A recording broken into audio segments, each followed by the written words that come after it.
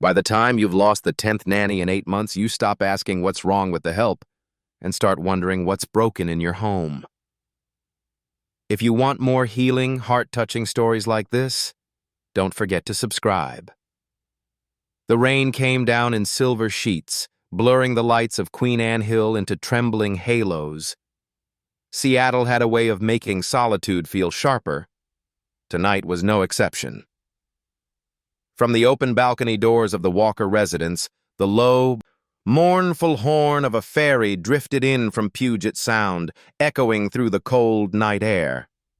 Inside, the hallway smelled faintly of chamomile tea and the metallic tang of rain-soaked concrete. Ethan Walker, 39, stood in the entryway with a wool sweater clinging to his shoulders, watching the taillights of a silver sedan disappear down the hill. That sedan carried away the 10th nanny in as many months. She hadn't even made it to the end of the week, and the last he saw of her was the frantic way she had pulled her hood over her head, muttering, "I can't do this anymore," before nearly slipping on the wet steps. Inside the house, a few drops of her spilled latte still glistened on the tile like a tiny constellation. From the second floor came the voice he both dreaded and loved, a small, sharp call that pierced the hum of the rain. "They all leave, every single one of them." Ethan closed his eyes for a moment, pressing the bridge of his nose. His phone buzzed in his palm. A message from the child care agency blinked on the screen. "Mr. Walker, due to repeated early terminations, your account is under review. You may be classified as a high-risk client." High-risk client. The words felt like a stamp across his chest. In another life, it might have been a tech industry term, a market analysis, a projection. But here, in the fragile realm of parenting, it was something closer to a judgment. He slipped the phone into his pocket and climbed the stairs slowly, each creak underfoot loud in the quiet house. The banister was cold beneath his fingertips. At the top of the landing, Lily's bedroom door stood half open, her nightlight casting a soft circle onto the carpet. 7-year-old Lily Walker sat cross-legged on her bed, a quilt pooled in her lap. Her hair, dark like his late wife's, was pulled into a loose braid, a few strands escaping to shadow her cheek. She clutched a worn plush rabbit with one hand. The other rested stiffly on the small metal brace that hugged her right leg from knee to ankle. Her eyes, wide and guarded, locked onto him. "She said I bit her," Lily announced, voice calm in a way that was almost defiant. Ethan stepped into the room, leaning against the doorframe. "Did you?" A pause. "She grabbed me," Lily replied. "When I said no." He studied her, the muscles around his mouth tightening. There were days when he wanted to correct her, to press her into some idea of politeness that matched the world outside these walls. But then there were days like this, when the bruise of her stubbornness felt like the last remnant of a spirit the world kept trying to bend. "It's raining hard tonight," he said instead, glancing at the window. "You can hear the ferry." "I don't care about the ferry," Lily muttered, looking down at her quilt. "She's gone, isn't she?" "Yes," he admitted. The silence that followed was filled only by the sound of the rain. Hours earlier, the kitchen had been chaos. Pots boiling, the kettle whistling, Lily refusing to eat anything but buttered toast cut into exact triangles. The nanny, a sharp-eyed woman named Dana, had tried to coax her into finishing a scrambled egg. Somewhere between just one bite and "you're not in charge," the tension had snapped. Ethan had returned from a conference call to find Dana clutching her forearm, Lily pale and unflinching, the plate shattered on the floor. Now, standing in the doorway to her room, Ethan felt the same exhaustion he'd carried for months. Parenting had never been simple, but parenting alone, after Emily's accident, was like carrying an armful of glass in the middle of a windstorm. Every step felt one slip away from disaster. "I can't keep doing this," he murmured, more to himself than to Lily. Her gaze sharpened. "Then don't," The sting in her words surprised him. For a heartbeat, he almost answered. Almost. But instead, he reached for the lamp on her nightstand and dimmed it. "Get some rest," he said softly. "We'll figure it out in the morning." Downstairs, Ethan poured himself a glass of water and stood by the balcony, looking out over the slick rooftops. He thought about the agency's email, about the calls he'd ignored from colleagues at Walker Tech, about the deal he was supposed to close with a Japanese investor next week. But mostly, he thought about Lily's words, "They all leave." It was true. Since Emily's death, there had been 10 nannies, each with glowing resumes, each gone in weeks or days. Some couldn't handle Lily's sharp tongue. Others wilted under the careful way she tested boundaries, sometimes with silence, sometimes with sudden bursts of resistance. And then there was the matter of her leg, the metal brace that drew pity from strangers and awkward questions from classmates. He set the glass down and rubbed his jaw. The rain outside thickened and the fairy horn sounded again, longer this time.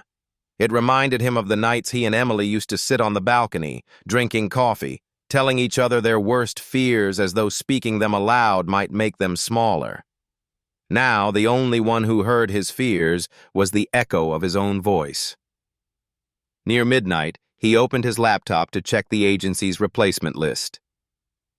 There were only 3 candidates available for short notice. 2 lived outside the city. The third was local but had no rating, just a note. Claire Thompson, pediatric rehabilitation specialist, former patient, now licensed therapist, experience with children with mobility impairments, available immediately.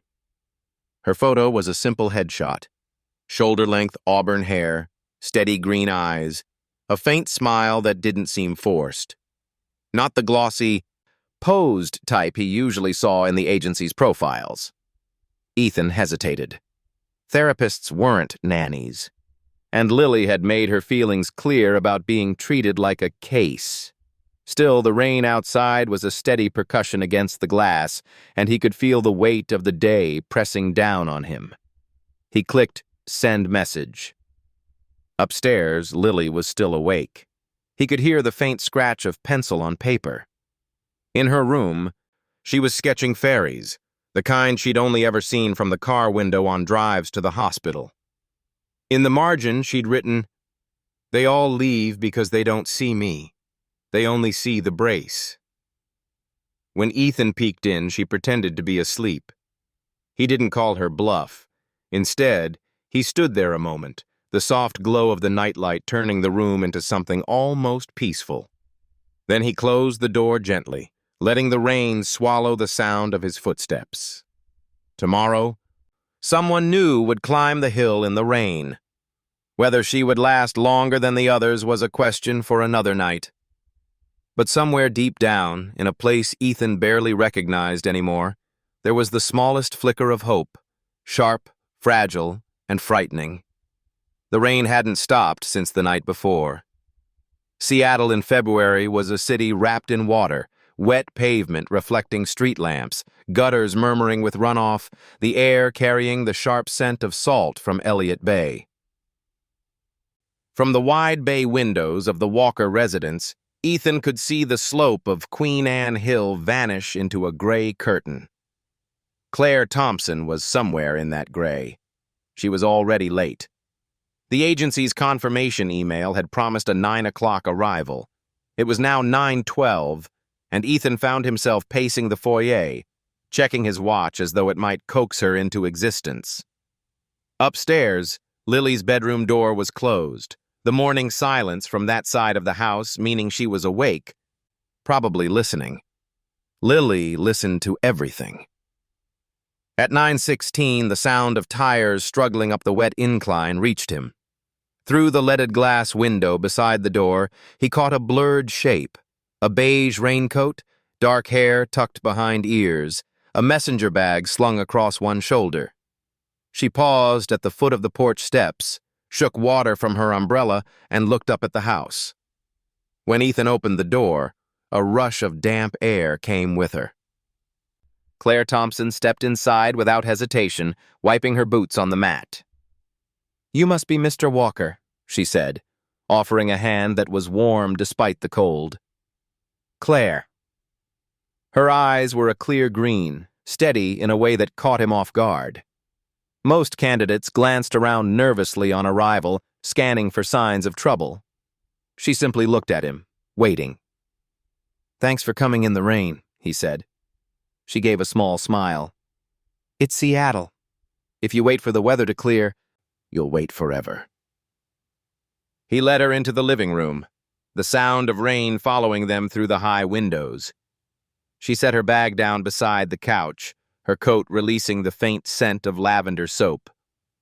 "I read your profile," Ethan began. "You're not exactly the agency's typical hire. Therapist, not nanny." "Correct," Claire said. "I'm a pediatric rehabilitation specialist. I've worked at Portland Children's and most recently at a private clinic in Ballard. But I'm between contracts, and let's say I have a personal understanding of what your daughter might be going through." He frowned slightly. "Meaning?" She reached down and, with practiced ease, pulled up the hem of her trousers just enough to reveal a thin surgical scar along her left calf. "I was born with a congenital hip condition. Spent most of my childhood in braces and wheelchairs. Doctors said I'd never walk unaided. They were wrong." She let the fabric fall back into place.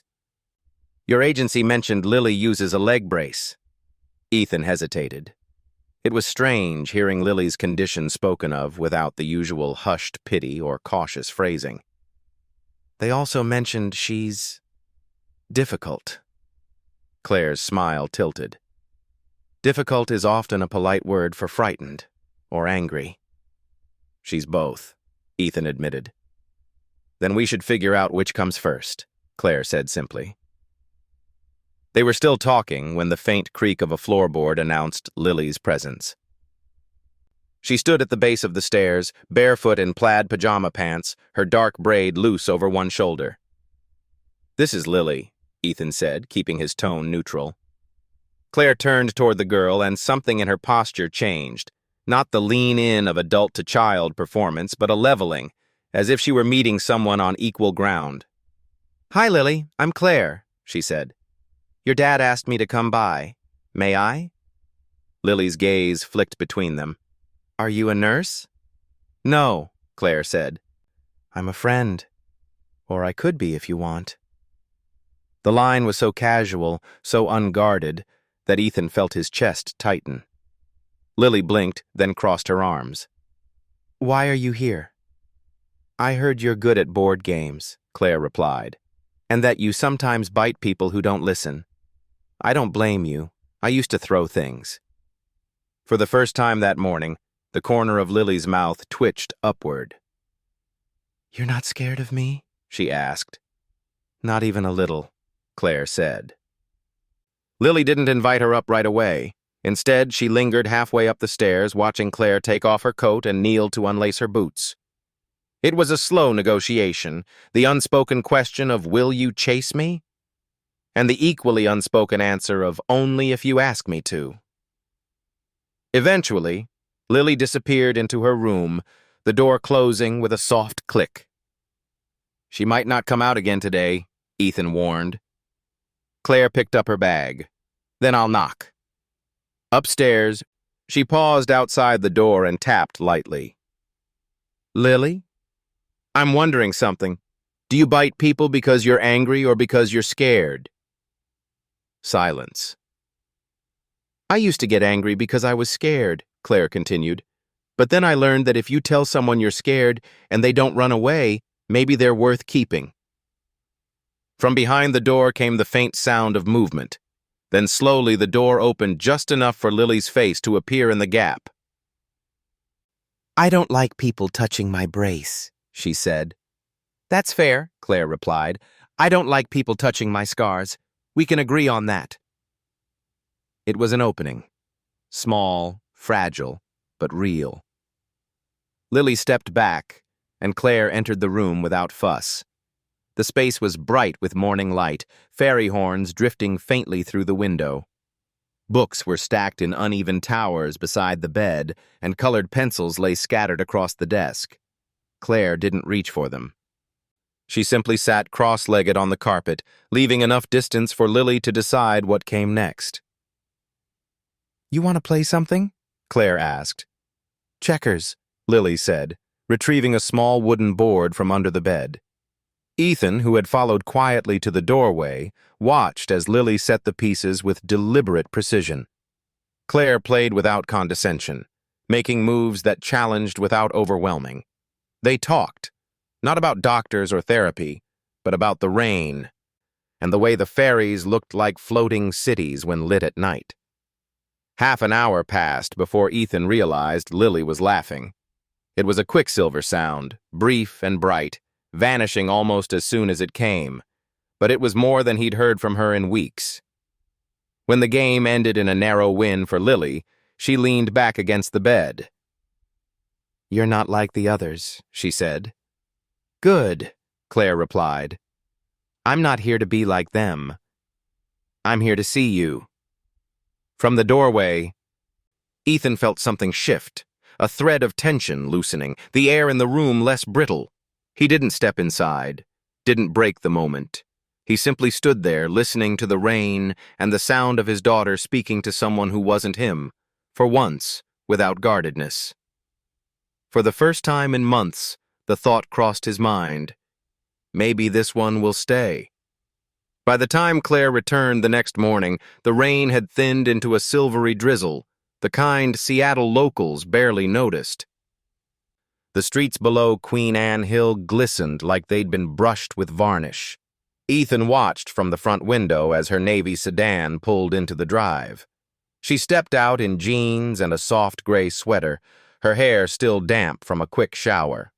The messenger bag was back over her shoulder, but this time, instead of the clinical air of an interview, she carried herself like someone arriving at a friend's house. In the kitchen, Ethan was pouring coffee when Lily padded in, her brace clicking softly against the tile. She was still in her flannel pajama pants, a book tucked under one arm. She didn't ask about breakfast, didn't ask about the visitor, but her gaze flicked to the front hallway at the sound of Claire's knock.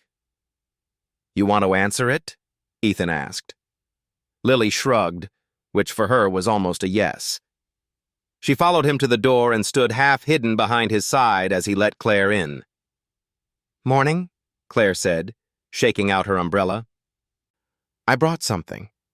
She reached into her bag and pulled out a small, colorful box. "Ticket to Ride, First Journey." "It's about trains," she said. "Thought you might like it." Lily's fingers twitched toward it before she caught herself. "I don't like therapy games." "This isn't therapy," Claire said. "It's just fun. You can even make up your own rules if you want." Ethan expected her to set up the game on the dining table. Instead, Claire kicked off her boots and sat cross-legged right on the living room floor, as if she'd been doing it here for years. Lily hovered near the arm of the couch, clutching her book. "You can read," Claire said, opening the game box. "Or you can play. Or you can read while I play by myself, which is pretty boring." A tiny spark of curiosity crossed Lily's face. She set the book down and lowered herself to the carpet, the movement careful but practiced. Ethan noticed the way Claire didn't reach out to help, didn't comment on the brace, just started arranging the little train pieces in neat rows. They began to play. Claire didn't make exaggerated oops faces when she lost a round, didn't let Lily win every time. She leaned in, made her moves thoughtfully, and complimented Lily's strategies without a trace of condescension. "You're good at this," Claire said as Lily claimed a long route across the map. "I read the rules twice," Lily replied matter-of-factly. Ethan, leaning in the doorway with his mug, felt something unfamiliar. It wasn't relief, not yet, but there was a softness in the room that hadn't been there in months. When the game ended, Claire didn't push for another. Instead, she reached for the sketch pad lying on the coffee table. "You draw?" "Sometimes," Lily said. "Show me." Lily hesitated, then took the pad and flipped to a page covered in pencil lines. A fairy gliding through rain, the windows lit like warm squares in the gray. Claire's eyebrows lifted. "That's beautiful. You made the water look like it's moving." "I messed up the bow," Lily muttered. "Then it's a fast fairy," Claire said. "Fast fairies need pointy bows." Lily's mouth twitched. She reached for a colored pencil and began shading the water without being asked. Around noon, Ethan suggested lunch. He expected Claire to politely decline, but she glanced at Lily. "Can we make grilled cheese?" "We don't have the right cheese," Lily said. "What's the right cheese?" "Sharp cheddar, not the orange kind in plastic." Claire grinned. "Then let's improvise." They worked side by side in the kitchen, Claire slicing bread, Lily buttering it with slow, deliberate strokes. The smell of toasting bread soon filled the space, mixing with the faint salt from the rain still clinging to Claire's coat. When they sat down at the counter, Claire took a bite and made a face of mock seriousness. "I rate this 9 out of 10. Loses 1 point because the chef didn't serve it with hot chocolate." "We don't have cocoa powder," Lily said, then paused. "But we could make tea." For a girl who rarely suggested anything outside her comfort zone, it was a small but noticeable step. After lunch, Lily retreated upstairs with her book. Ethan assumed that would be the end of the day's progress, but Claire followed her, not intrusively, just climbing the stairs with a mug of tea in one hand. He heard their voices drifting down the hall, low and even. Curious, he went to the bottom of the stairs and listened. "I don't like doctors," Lily was saying. "Neither did I," Claire replied. "They used to tell me all the things I'd never do. I liked proving them wrong." There was a pause. Then a question so quiet Ethan almost missed it. "Did they ever make you feel broken?" "All the time," Claire said. "But here's the thing. They don't get to decide if you're broken. You do." By mid-afternoon, the rain outside had lightened to a mist. Claire suggested a board game rematch before she left. Lily agreed without hesitation this time, and when Ethan walked past the living room, he found them sitting close, leaning over the map of train routes like co-conspirators.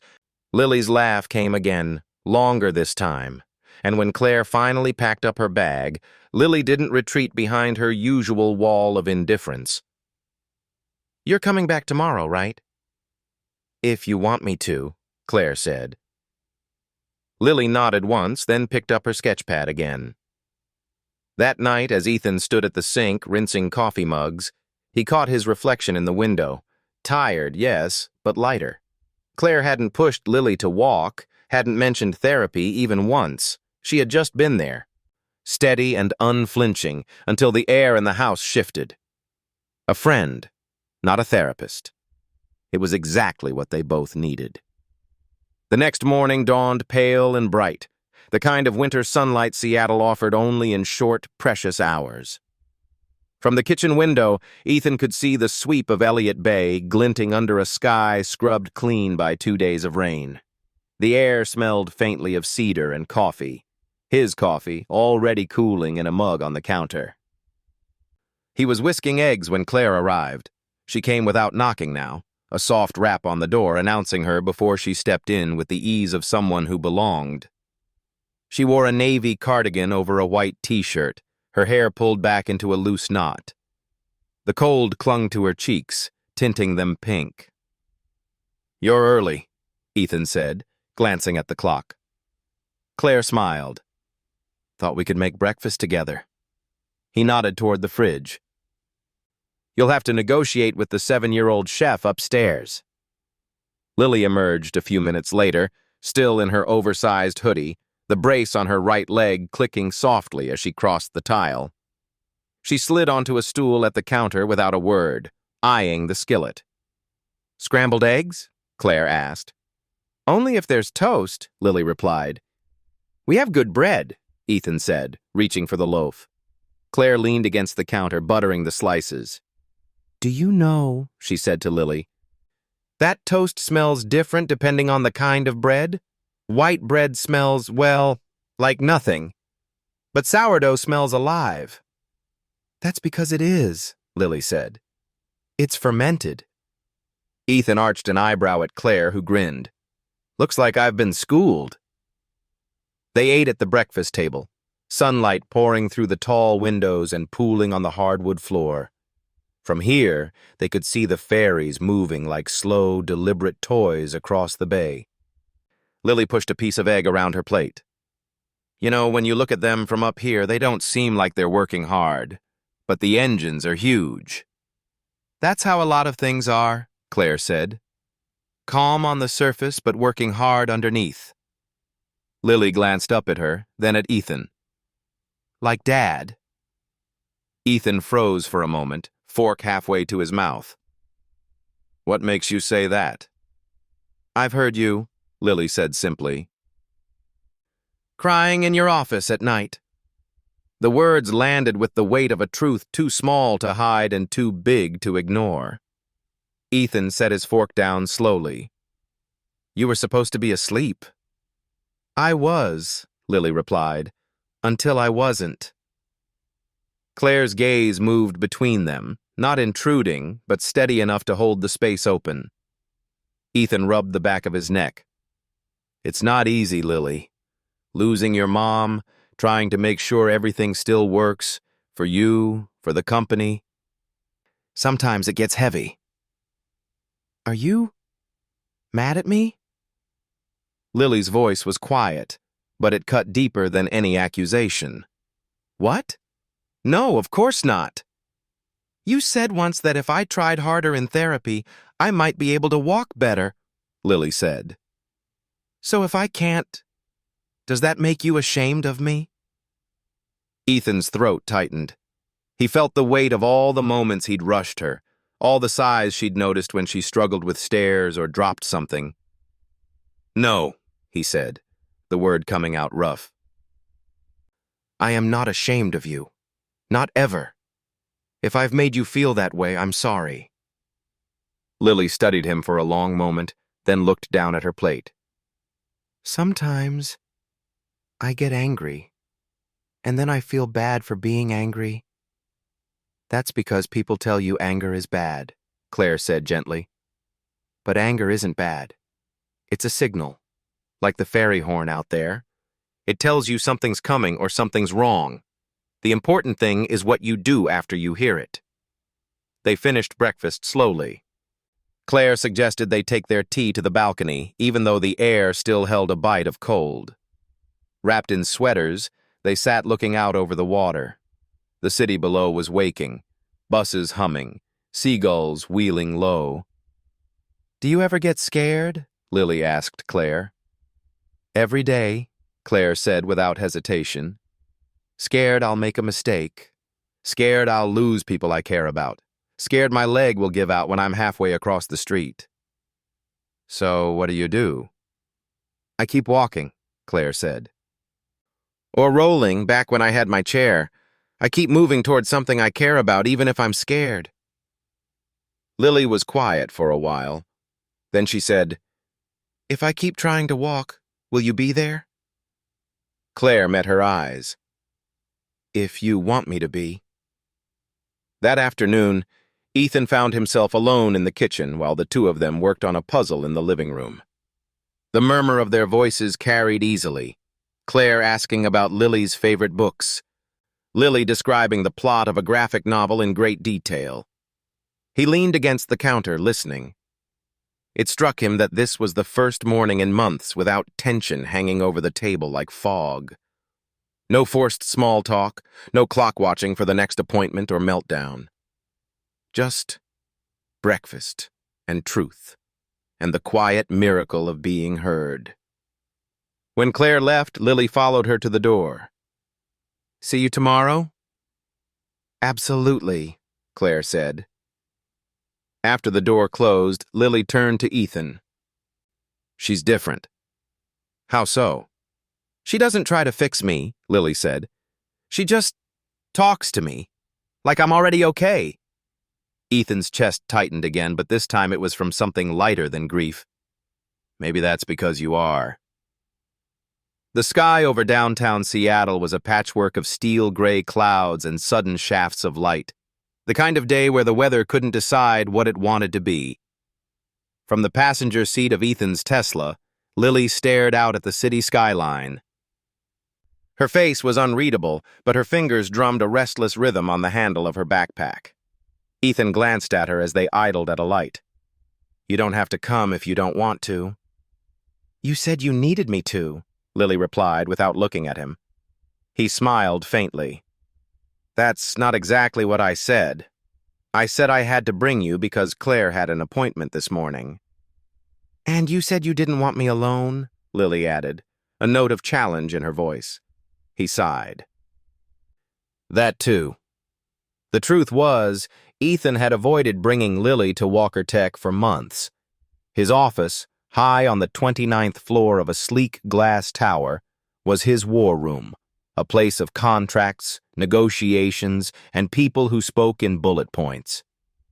It was not a place for his guarded, sharp-eyed daughter, who had a knack for slicing through politeness with a single blunt observation. They entered the Walker Tech building through the front atrium, its ceiling a soaring web of steel and glass. The polished marble floor reflected the movement of employees, crisscrossing with purpose, coffee in hand, badges swinging. A few heads turned as they passed. People weren't used to seeing the CEO with a child in tow. In the elevator, Lily stood silently beside him, her gaze fixed on the illuminated numbers. "It smells like metal and coffee in here," she said. "That's exactly what it is," Ethan replied, almost laughing. When the elevator doors opened onto the executive floor, his assistant, Marcy, was already waiting. "Morning, Mr. Walker. The investors from Tokyo are in the conference room. We've got 10 minutes. Her eyes flicked to Lily. "And... hello." "This is my daughter," Ethan said. "She'll be sitting in for a bit." Marcy hesitated, clearly calculating the optics, but then simply smiled. "Welcome, Lily." The conference room was a sleek expanse of glass walls and city views. On one side of the long table sat 3 Japanese investors in tailored suits, their expressions polite but reserved. On the other side, Ethan's executive team waited with tablets and neatly arranged notes. Lily took a seat in the far corner, away from the table, her backpack at her feet. She pulled out a notebook and a pen, pretending not to listen. The meeting began with formal greetings, translated back and forth by a professional interpreter. Ethan outlined the proposed partnership, careful to match the rhythm of the translation. But as the conversation turned to projected timelines, the atmosphere shifted. The investors spoke more rapidly among themselves, brows knitting. The interpreter struggled to keep up, occasionally hesitating mid-sentence. Ethan felt the temperature in the room drop. The deal they'd been nurturing for months was slipping. Then, a voice from the corner, clear, precise, and unmistakably confident, cut through the tension. "Sorry, I think there's been a misunderstanding." Every head turned toward Lily. She sat with her pen still in hand, looking directly at the lead investor. In flawless Japanese, she continued, "What my father meant was that the prototype is scheduled to be completed next month. Market launch will come after that." The interpreter froze, eyes wide. The lead investor blinked, then smiled for the first time that morning. He responded to Lily directly, his tone warm. She nodded, replying with an ease that suggested she'd done this 100 times. Ethan could only watch, stunned, as his daughter, who often refused to answer even simple questions from strangers, navigated a conversation that restored the entire room's energy. Within minutes, the tension was gone. The investors were leaning forward, engaged again, jotting notes.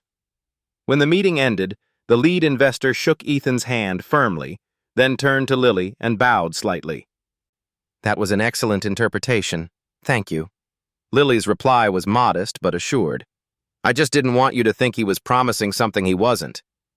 The investor chuckled, and Ethan caught the approving glances his executives exchanged. The interpreter, still a little pale, murmured to Marcy, "Where did she learn Japanese?" Back in his office, Ethan shut the door and leaned against it. Lily was already settling into the chair opposite his desk, swinging her legs slightly. "How long have you been able to speak Japanese?" he asked. "A while," she said, as if it were nothing. "Lily, I started reading manga with subtitles when I was 8, she explained. Then I found some online classes. It's not hard if you like it." He stared at her, caught between pride and disbelief. "Not hard?" She shrugged. "It's just another puzzle." When Claire arrived at the house that afternoon, Ethan told her the story. Claire listened with an expression that was equal parts amusement and awe. "She's full of surprises," Claire said, glancing at Lily, who was sprawled on the rug building a small model ferry. "She saved a multi-million-dollar deal today," Ethan said, shaking his head. "I'm not exaggerating." Claire smiled. "Then maybe the real question is, what else can she do if people stop underestimating her?" Ethan looked at his daughter, the weight of those words settling in. For the first time in a long while, he realized he might be the one who'd been underestimating her most. The living room didn't look like a living room anymore. Ethan had moved the sofa against the far wall, rolled up the rug, and let Claire turn the space into a makeshift therapy room. A mirrored panel leaned against one wall. In the center stood a pair of gleaming parallel bars, borrowed from a rehabilitation center Claire still had contacts at. Beside them, a low padded bench held a neatly folded towel, a water bottle, and Lily's brace. Morning light spilled through the tall windows, bouncing off the polished wood floor.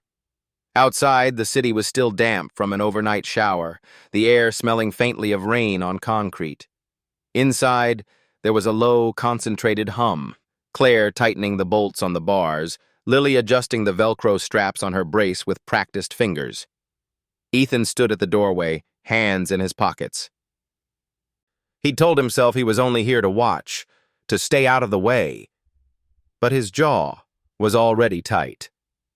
"All right," Claire said, straightening up. "Today we're going to try standing for 15 seconds. That's it.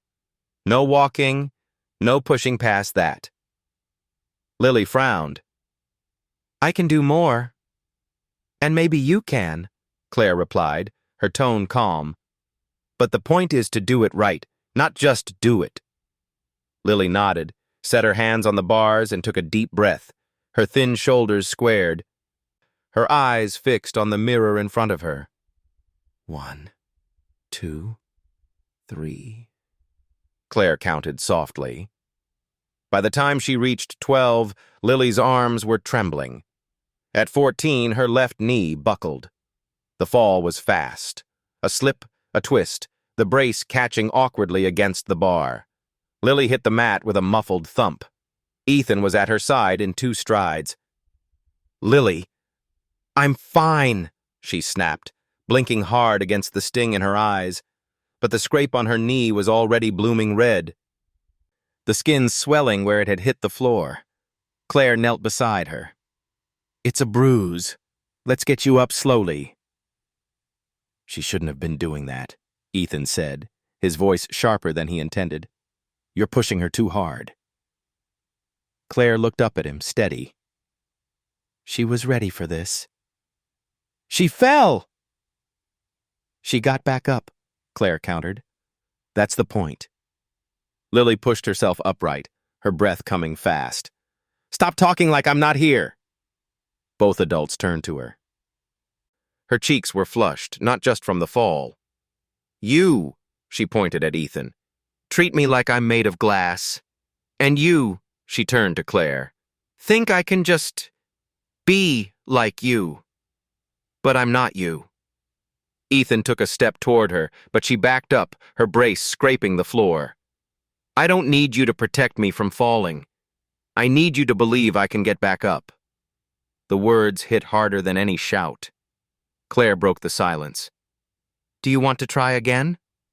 Lily's chin lifted. "Yes, but this time, I'm going for 20 seconds. Ethan started to protest, but she was already moving back to the bars. She set her hands, locked her elbows, and inhaled deeply. Claire stood just behind her, not holding, just ready. 1, 2, 3. At 15, her shoulders began to tremble again. Ethan could see the effort in every muscle, the way her jaw clenched, the shallow rhythm of her breath. 19, 20? Claire's voice was bright. Lily held for 2 more seconds, just long enough to prove the point, before her legs gave way. This time, she didn't hit the floor. Claire caught her, guiding her to the mat with a controlled ease. Ethan knelt beside her.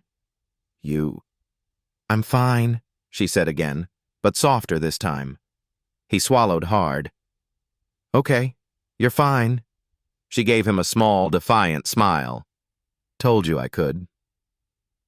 After icing her knee, they sat in the kitchen with mugs of cocoa, Lily's with extra marshmallows. Ethan hadn't spoken much since the fall. His mind kept replaying the image of her hitting the floor, the sound it made, the way it had jolted something deep in him. Claire broke the quiet. Falls happen. In rehab, they're part of progress. You can't measure success without them. Ethan met her eyes. You didn't see the day she broke her arm last year. She fell off a step stool reaching for a book.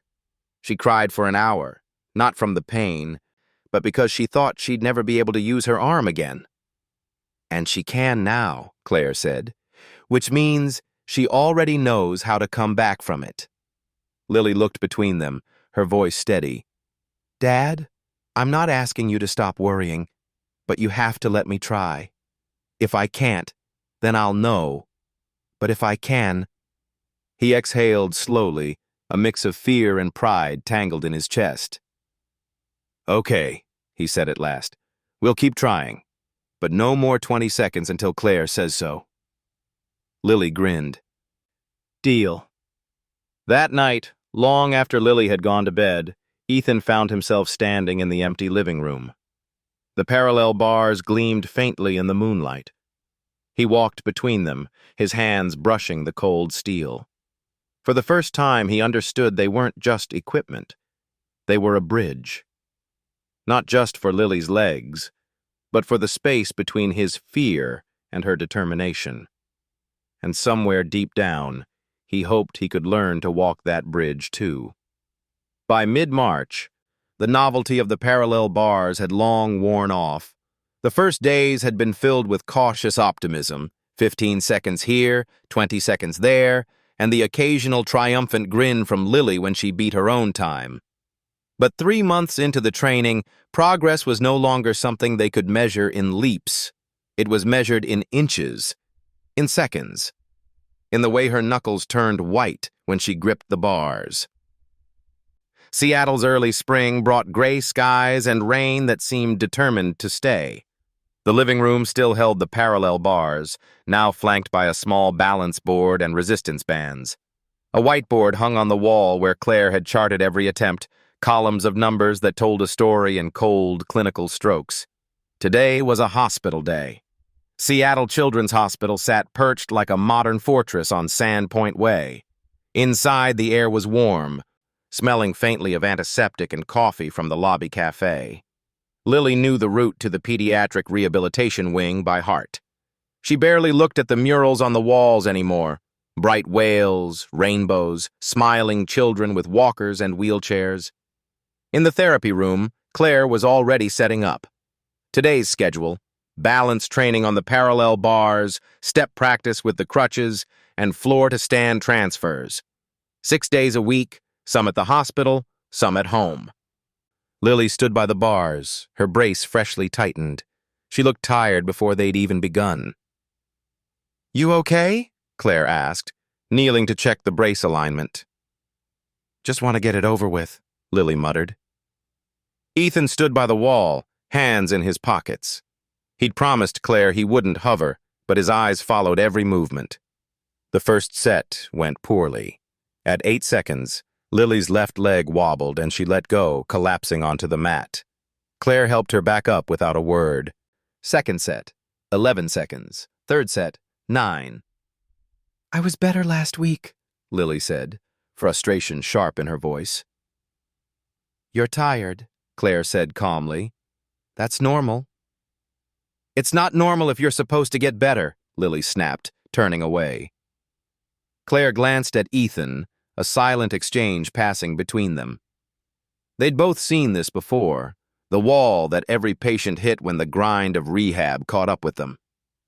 At home that evening, Lily sat at the kitchen table, arms folded, staring at her untouched dinner.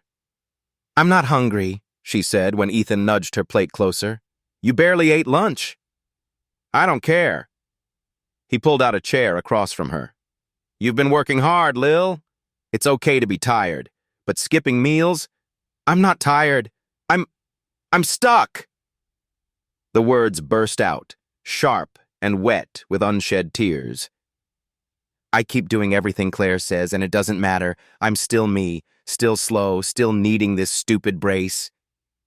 Ethan reached for her hand, but she pulled it back. "You think I'm giving up?" "I think you're allowed to be frustrated," he said softly. "But giving up? That's not you." The next morning, the weather broke into rare sunlight. Claire suggested they work outside on the back deck for a change of scenery. Lily agreed reluctantly, her mood still brittle. They set up the bars just outside the sliding doors. The air smelled of wet cedar, and somewhere down the street, a dog barked lazily. The first set went well, 21 seconds, the second 23, but during the third her foot slipped on the deck's uneven plank. She caught herself before falling, but the near miss sent a shock of anger through her. Without warning, Lily yanked off her brace and hurled it across the deck. It hit the railing with a hollow clang. "I don't need anyone's pity," she shouted, her voice cracking. "I need someone to believe me when I say I can do this." The silence that followed was sharp enough to cut. Ethan moved toward her, but Claire held up a hand. "Okay," Claire said evenly. "Then show us." Lily's eyes flashed. "Without the brace?" "Without the brace," Claire confirmed. Ethan started to protest, but Lily was already gripping the bars, her bare leg trembling under her weight. She pulled herself upright, her face set in fierce concentration. 10 seconds.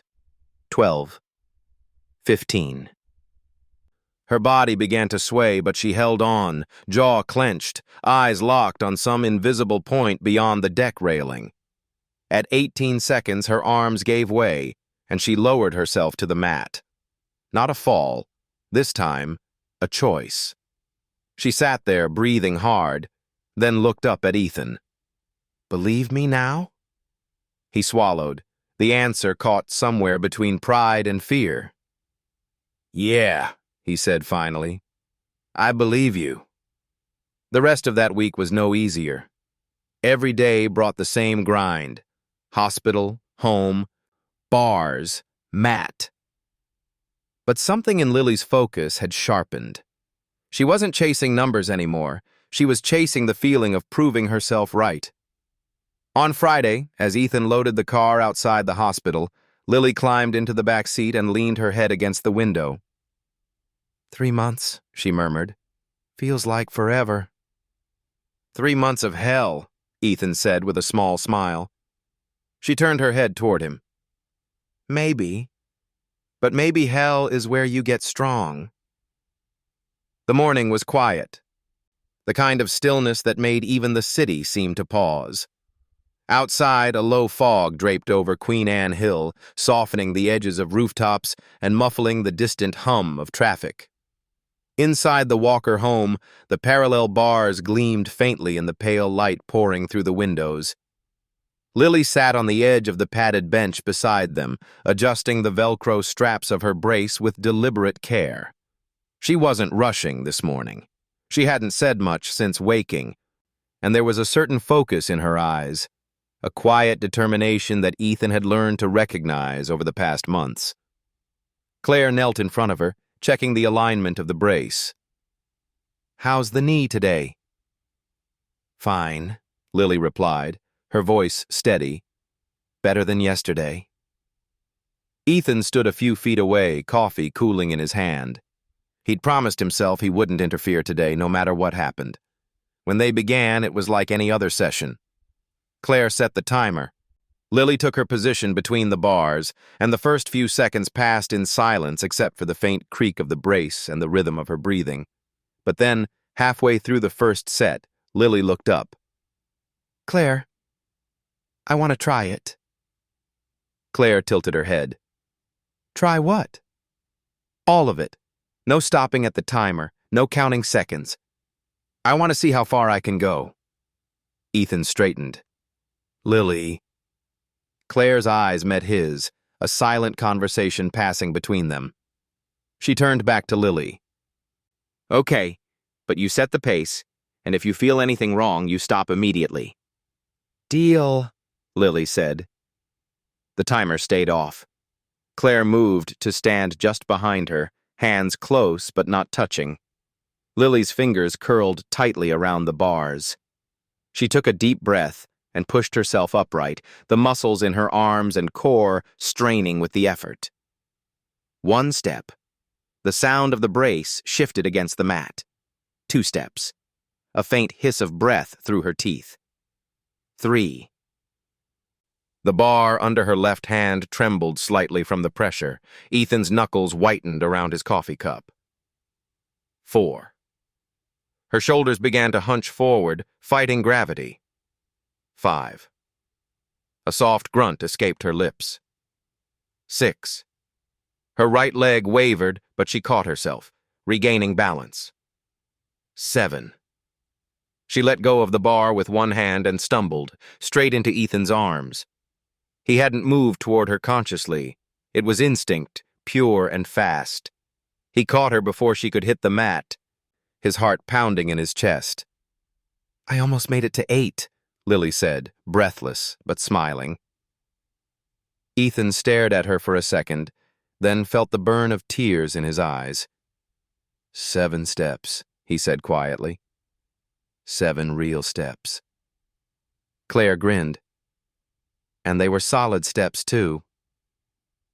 They eased Lily onto the bench, giving her water. Her cheeks were flushed, hair clinging slightly to her temples. She looked between them. "You believe me now, right? That I can do this?" Ethan knelt so they were eye level. "From now on, I believe everything you dream about, Lily. All of it." Her smile widened. "Good. Because I've got a lot of dreams." Later that evening, they ordered pizza to celebrate. Lily insisted on sitting at the head of the table, declaring herself Queen of 7 Steps. Claire played along, bowing dramatically whenever she passed a slice to her. Ethan mostly just watched, soaking in the sound of his daughter's laughter. It wasn't just the number of steps that mattered. It was the way she had stood there without a timer, without fear, and moved forward because she chose to. 7 steps had never felt so far, or so close to everything that mattered. The auditorium at the University of Washington Medical Center was buzzing long before the keynote was set to begin. Doctors in white coats, researchers clutching tablets, and rehab specialists from across the country filled the rows, speaking in the clipped, technical shorthand of their fields. Above the stage, a large banner read, National Symposium on Pediatric Rehabilitation, Breaking Limits, Building Futures. Ethan sat near the front, adjusting his tie for the 3rd time in 5 minutes. He was used to speaking at tech conferences, rooms full of venture capitalists and product managers, but this was different. Here, he wasn't the expert. He was the father of the closing speaker. Beside him, Claire was reviewing her notes for the panel discussion she'd lead later. "You okay?" she asked without looking up. "I'm not the one speaking," Ethan said. Claire glanced over with a faint smile. "No, but you're the one living every word she's going to say." Backstage, Lily stood in front of a full-length mirror, wearing a simple navy dress, and her brace polished to a clean shine. The dress came just below her knees, not hiding the brace but framing it like it belonged there. She held a folded sheet of paper in one hand, though she'd memorized her speech weeks ago.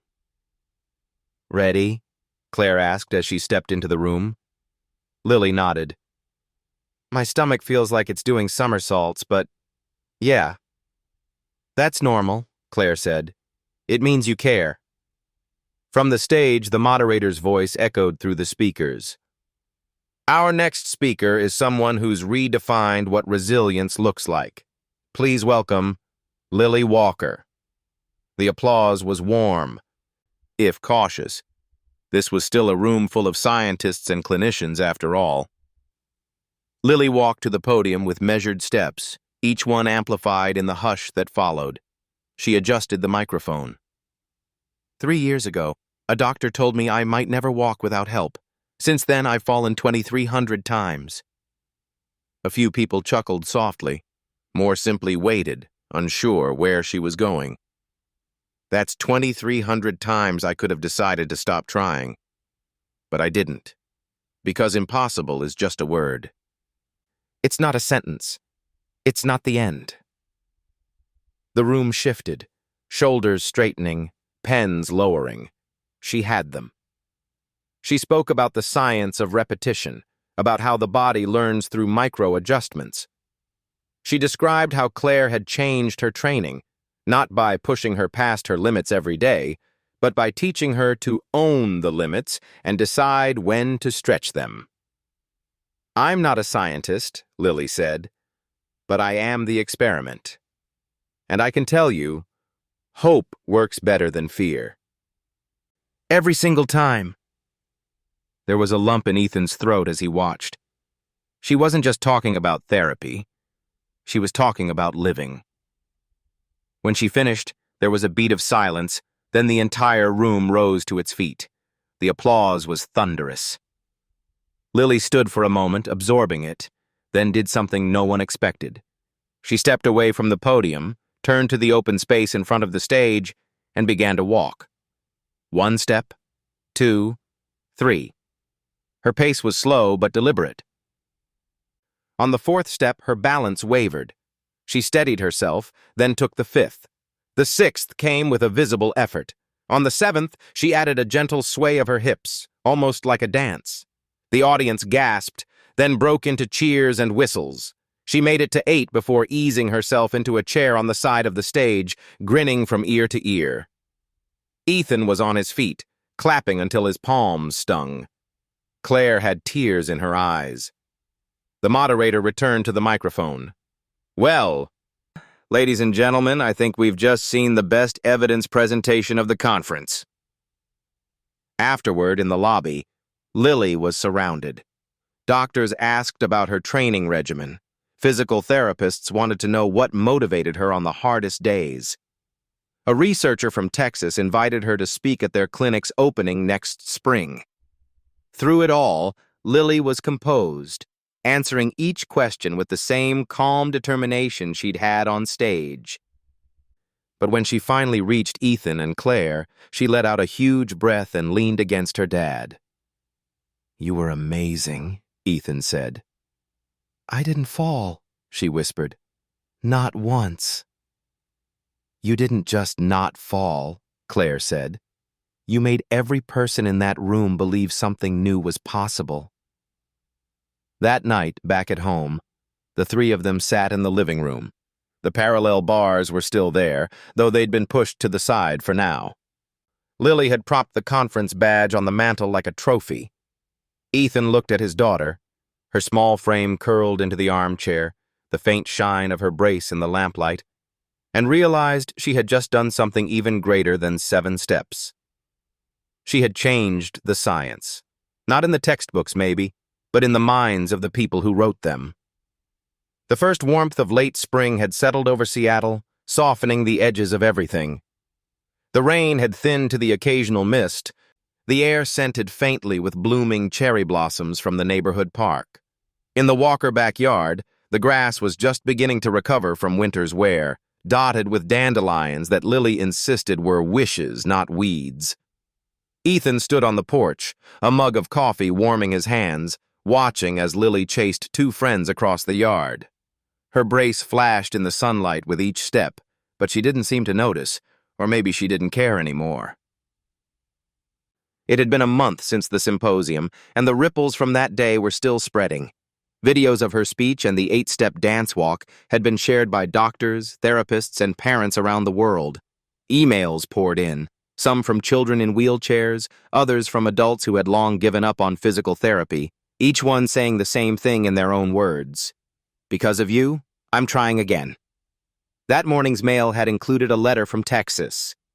The handwriting was round and careful. Dear Lily, I'm 9 years old and I live in San Antonio. I saw you walk at the big meeting. I'm scared to try because I fall a lot, but my mom said you fell 2,300 times and you kept going, so I'm going to try too. I think we can both get better. From Sophia. Lily had read it 3 times, tracing the letters with her fingertip before tucking it into the small wooden box she kept on her nightstand, the one she called her treasure chest. Claire joined Ethan on the porch, a glass of lemonade in her hand. She's faster, she murmured, nodding toward Lily.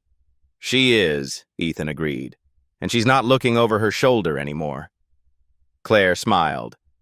That's the bigger victory. They watched as Lily stopped mid-chase to blow on a dandelion, scattering seeds into the breeze. Her friends clapped and laughed, one of them trying to catch the drifting parachutes. After lunch, the 3 of them sat at the kitchen table, sorting through another stack of letters and emails. Some came from parents asking for advice, others from clinics wanting to invite Lily to speak. One message, from a children's hospital in Ohio, stood out. They were launching a peer-to-peer mentorship program for kids in rehab and wanted Lily to be their first ambassador. Lily read it silently, then looked up. Ambassador means I'd help other kids, right? That's right, Claire said. Then I want to do it, Lily said firmly. If they can see me doing this, maybe they'll believe they can too. Ethan's throat tightened. He'd spent so much of the past year worrying about how to protect her from the world. Now, she was talking about stepping into it on purpose. That evening, they decided to mark the start of her new role. Ethan suggested dinner at her favorite pizza place, but Lily had a different idea. I want to eat here, she said, gesturing to the backyard. Like a picnic. Sunset. So they spread a blanket on the grass, ordered takeout from a small Italian restaurant down the hill, and watched the sky turn shades of pink and gold over the bay. Halfway through her second slice, Lily set it down and said, Dad, can I tell you something? Of course. I used to think your job was to stop me from falling, she said. But now I think it's to make sure no one else convinces me I can't get back up. Ethan didn't answer right away. He reached over, brushed a crumb from her cheek, and said quietly, That's exactly my job. Always will be. When the plates were cleared and the air had cooled, Lily took her brace off and set it beside her on the blanket. She stood barefoot on the grass, wobbling a little, then straightened. Watch this, she said. She walked, 5 steps, then 6, then 8, before turning in a slow circle, arms out, face lifted to the last light of the day. It wasn't perfect. Her gait was uneven. Her balance still tentative, but it was free. Ethan felt something in his chest unclench, something he'd been holding for years without realizing it. As the first stars appeared, they lay back on the blanket, the 3 of them, looking up. What's next? Claire asked softly. More steps, Lily said. More speeches, more letters. She paused, then grinned. And maybe running someday. Ethan chuckled. One dream at a time. No, Lily said, her voice firm but light. All of them at once. Impossible is just the starting line. It was a sentence that would follow her for years, printed on posters in hospital hallways, quoted in news articles, repeated by kids she'd never meet. But in that moment, it was just for them. 3 people in a backyard in Seattle, holding on to the kind of hope you could feel in your bones. And as the night deepened, Ethan realized that hope, like her steps, was something you built one choice at a time, until one day, you looked back and saw how far you'd come. Thank you for walking every step of this journey with us, through the rain-soaked streets of Seattle, the falls, the small victories, and the moments that changed everything. Stories like Lily's remind us that impossible isn't an ending, but a place to begin. If you felt even a spark of hope, courage, or warmth in these chapters, I'm grateful you stayed until the very last word. Your time here means more than you know, guys. If you'd like to join us for more heartfelt, healing stories that celebrate resilience, kindness, and the beauty of everyday victories, please consider subscribing. We'd love to have you as part of our storytelling family.